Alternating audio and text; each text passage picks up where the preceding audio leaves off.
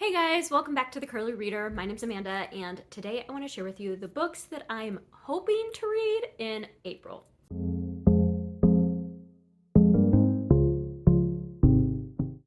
Okay, so I am definitely feeling the middle grade March burnout just because I read so much during the month of middle grade March.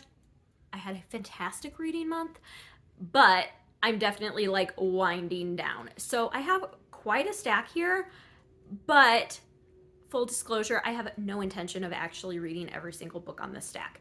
These are just kind of what's on my radar. There are a couple of books that will for sure get read, but outside of that, this is kind of just what's on my radar for the month. And so, yeah, just caveat going into this.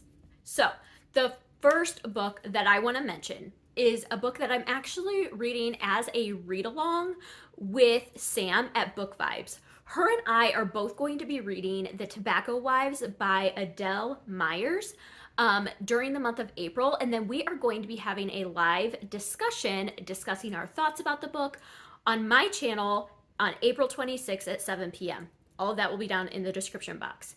So, if any of you would like to read this book, or you've already read this book and you would like to join us for a live discussion, we would love for you to do that on April 26th. And also go check Sam out. She is fairly new to the BookTube world, and so I'm sure she would love if you would go and check out some of her videos. She's fantastic. She reads a lot of historical fiction, and she really wanted to do one of these that was kind of like a newer release of historical fiction, which is great because I read a lot of Backlist historical fiction, and I read some like new releases, but not as many. And so I'm really excited to read this one with her and then discuss it with all of you on April 26th. This book is set in 1946 in North Carolina, and it follows our main character, who is a seamstress in this big tobacco town in North Carolina. And so she ends up becoming like the head dressmaker for a lot of the elite, which are the big tobacco like owners' wives. And so she kind of starts becoming friends with a lot of these wives, and then she starts realizing that something isn't quite right. There's a lot of health issues going on, and she's starting to connect the dots. And she wants to say something, but she doesn't really feel like she can because these are her friends, and she doesn't want to like throw them under the bus. But yeah, I don't know. It sounds really interesting. I'm really excited to get to it. I lived in North Carolina for a period of time growing up, so I'm familiar-ish with I lived in North Carolina during the years of school where we learned about state history. So I know a decent amount about, or I knew at one point, a decent amount about North Carolina history. And so, yeah. Anyway, enough about that one. That is the first one, and I hope that you will join us. The second book that I am planning on buddy reading, I have to find it in this stack here, is Pam Jenoff's The Lost Girls of Paris. I'm going to be reading this with Angie Henderson, and so we are just planning on buddy reading this. We wanted to buddy read a Pam Jenoff, and this is actually a book that I got as part of Book Exchange, I believe, although now I'm not finding the tag that goes with it. So, oh, yep, there it is. Yeah, okay, so I got this from Lindsay, I believe, from Book Exchange, and yeah, that's all I really know. Is it is about World War II, 1946 again, Manhattan. Oh, this is the one. Okay, sorry. Wow. This is about a woman who's like passing through Grand Central Terminal, and then she finds this suitcase that has all these pictures in it. And so she takes it, and then she starts learning about this suitcase and the woman who like is in the pictures, and she was the leader of a network of female secret agents deployed in London during World War II. So that sounds really interesting, and I'm sure Angie and I are going to love talking about this one together. So that's my other buddy read for the month. I'm trying to think if there's any more. Yes, there is one more.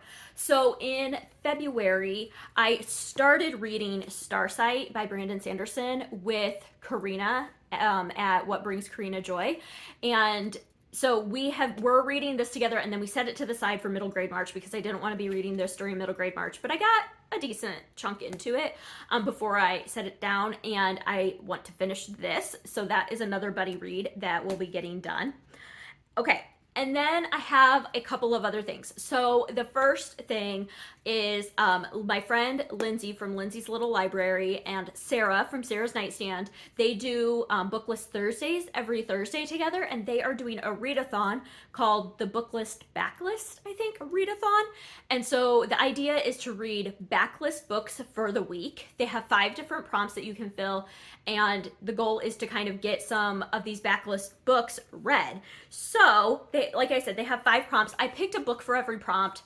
I'm not going to read 5 books, but these are the books that I'm hoping to read during that week. The week that they are going to be doing it is April 11th through the 17th, and their announcement videos I will link down below so you can get more information about that. But the first prompt for that is to read a book by your favorite author. And so I have a middle grade that is tiny. You guys should have known. This is The President's Daughter by Kimberly Brubaker Bradley. This is one of her old books, but it is about Teddy Roosevelt's daughter. And so Kimberly Brubaker Bradley is 100% a favorite author of mine, and this is just one that I'm hoping won't take too long, and I would love to get it read. So that is the one that I picked for that prompt. The next prompt is a 5-star prediction, and for that I picked another book by a favorite author because and that is The Last Year of the War by Susan Meisner. This is set during World War II in an internment camp, and it is about I think it's about like a white girl who gets sent to this internment camp because her father has been arrested on suspicion of being a Nazi sympathizer, and then a Japanese American girl from Los Angeles. And then they become friends. Everything about that says Amanda's gonna love this, and it's by Susan Meisner, who I love. And so yeah, that is the book that I picked for my 5-star prediction. Okay, the next prompt is to have pink on the cover, and they did a random color generator, and it was like a deeper pink, and so I picked Saving CeCe Honeycutt by Beth Hoffman because all these flowers are pink, and this is set in Savannah, and I am going to Savannah at the end of April. So I purely picked this just because I want to read it before I actually go to Savannah. So that's why I picked that one for that prompt. All right, and then the next prompt is a book that is collecting dust. This is also a pink cover. Most of the copies of this that I've seen are green. I got the pink one. This is Snowflower and the Secret Fan by Lisa C. And this has been on my TBR for forever. And I've heard really good things about it. It's set in 19th century China. In a remote Hunan county, a girl named Lily, at the tender age of 17, is paired with a Lotong, an old same, in an emotional match that will last a lifetime. I have no clue what this is about, other than everybody who has read it loved it. My mom's read it. She's recommended it to me. I just have never read it, and so we'll see. We'll see what happens. Also, I'm realizing now I never said Saving CeCe Honeycutt is set in Savannah, but it's about a 12-year-old girl whose mom is like the laughing stock of the town. She's the town's tiara wearing lipstick smeared laughing stock, a woman who is trapped in her long ago moment of glory in the 1951 Vidalia Onion Queen. When tragedy strikes, her long lost great aunt comes to the rescue and whisks her away to Savannah. So there she's catapulted into a perfumed world of prosperity and southern eccentricity. I don't know. So I forgot to mention what that was about. This one I honestly don't really know much about what that's about. And then the last one is a book with a scripted title, so like cursive kind of, I guess. And this is what I picked. Another middle grade book. This is Apple Blossom the Possum. This is by Holly Goldberg Sloan, who wrote Counting by Sevens, which I have read and loved. And this is about a possum who I think gets like trapped. She accidentally falls down a chimney after a disagreement with her brothers, and she gets trapped in this house.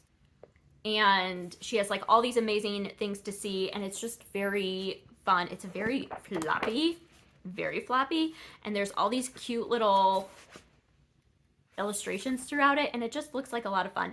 And honestly, finding a book with a scripted title that I thought that I could read in a week was incredibly difficult for me. That was a hard one for me, but Okay. I have three more books here that I want to talk about. The first of which is another book that is Savannah related, and that is Midnight in the Garden of Good and Evil. This is a book that my friend Sarah gave me for book exchange, and she got this for me specifically because she knew I was going to be going to Savannah. And this is a nonfiction book about this house in Savannah, and that's really all I know. I'm going into this apprehensively because I know Sarah has really liked it. I know a couple of people who have really liked it. My mom read it and hated it. So, still planning on reading it, but I am cautiously optimistic now.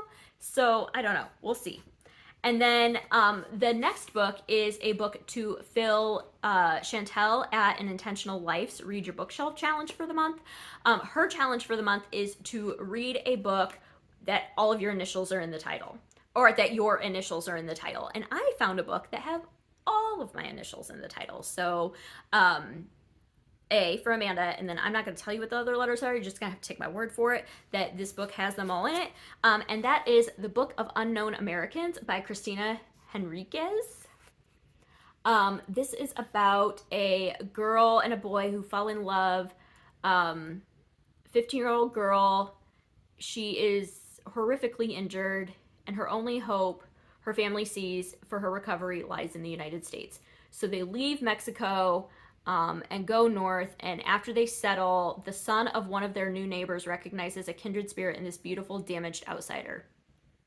And it's their love story. And I want to read it. And it has all my initials in the title, so we shall see. We shall see if it gets done. All right, and then the last one is, this is my stretch, guys. This is going to be a big stretch, but I really, really, really want to keep reading Keeper of the Lost Cities because I really, really like the first one. And I know if I don't just keep going with it, I won't read them. And so I really want to read this book, but it is so big. But I'm thinking if I can get the ebook and read it at night and read it just like chunk through it a little bit at a time, I'll get there. It just will probably take me a really long time. But I really, really want to read this one. I don't know if this will get done in April, but I want to at least start it. So we'll see. Anyway, that's it. That's what I got. All right, let's see if I can. I only have one that's facing the wrong direction. I don't even know if these are all right side up. So anyway, that's what I have. We'll see how much of this actually gets read. Who knows? So anyway, that's going to do it for today. Have you read any of these books? Let me know what you think about them. Do any of these sound really appealing to you now? Let me know that as well. And other than that, I hope that you enjoyed this. I hope that you stick around and subscribe. And until next time, see ya.